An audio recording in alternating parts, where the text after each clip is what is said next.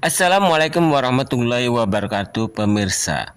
Salah satu transportasi publik di kota Banda Aceh adalah bus Trans Kutaraja. Bus Trans Kutaraja merupakan layanan bus rapid transit atau BRT bagi masyarakat kota Banda Aceh dan Kabupaten Aceh Besar.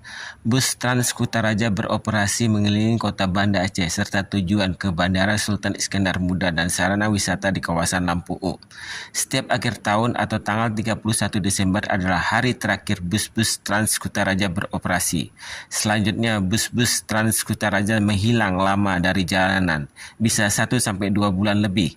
Hal ini tentu saja membuat masyarakat yang biasa menggunakan sarana bus-bus Trans Kutaraja menjadi terganggu akses transportasinya.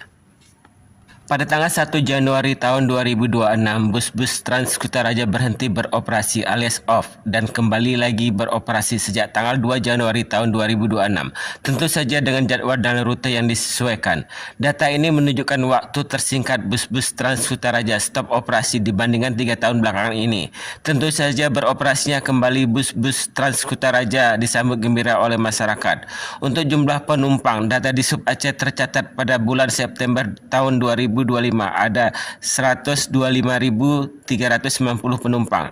Data penumpang per Desember tahun 2025 tercatat ada 89.404 penumpang. Dalam rangka penyesuaian operasional, layanan bus Trans Kutaraja pada semua rute saat ini menggunakan bus kecil sebagai armada pengganti bus besar.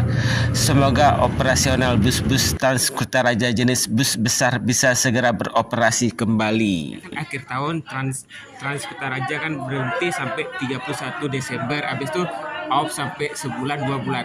Itu jangan tiap tahun begitu, gimana untuk harapan ke depan bagi masyarakat? Ya, kami berterima kasih media sudah mengingatkan, tentunya layanan publik tidak boleh berhenti, dan kita akan upayakan, kami akan segera berkoordinasi dengan pemerintah Aceh, dalam hal ini dengan Sekda dan Dishub. Semoga tahun ini sudah ada mitigasi sehingga Januari Februari nanti layanan tidak perlu terhenti. Maksudnya sementara ini dengan Dishub udah disampaikan?